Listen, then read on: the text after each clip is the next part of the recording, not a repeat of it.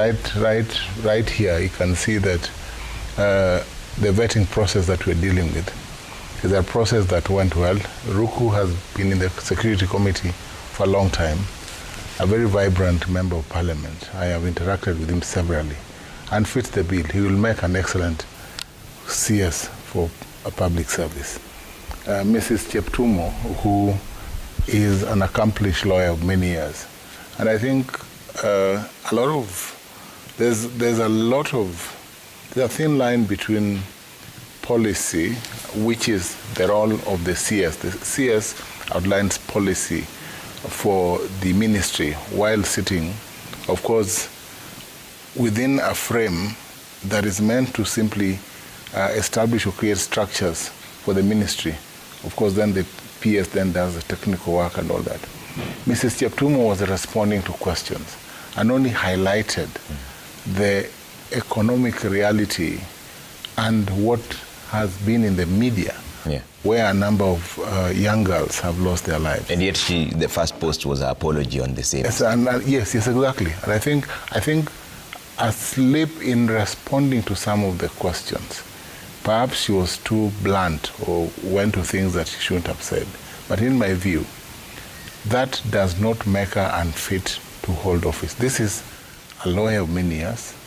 This is an accomplished policy person, because I know what she has done. And I'm sure that she will deliver in the docket of gender.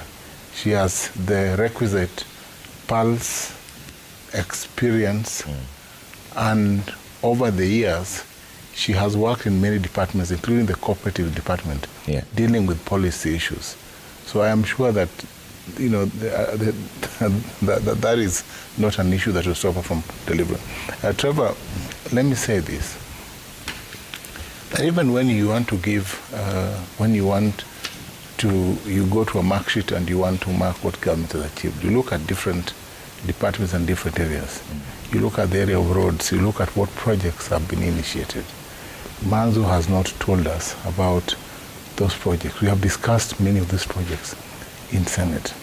We look at, I think yesterday the members of Parliament were discussing the NGDCF. We will discuss that later in the show. Yes. And in as much as the court or the three-judge bench gave Parliament up to June 2026 to ensure that we deal with the legality of constitutional questions around CDF, government is still complying with the law and ensuring that it releases CDF to members of Parliament. There's that conflict as to whether CDF should belong to the second tier, which is county governments, or the national government. It's a constitutional question.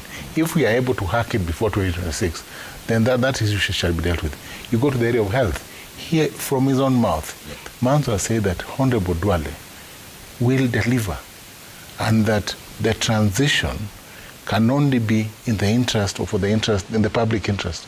Honorable Duale is already transforming the health ministry. I think he appointed a probe. They are now taking a probe into NHIF and the fake payments that lie at NHIF.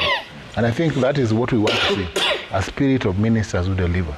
And those are the ministers that he has. I do not know why he's dreaming about Professor Ongeri, who is retired. Maybe because he's a friend of Onyonka. And he thinks Ongeri will play this. I think what Manzo must stop is to look at everything through the lens of politics. Because we must judge the government objectively. Okay. All right. Sige, as the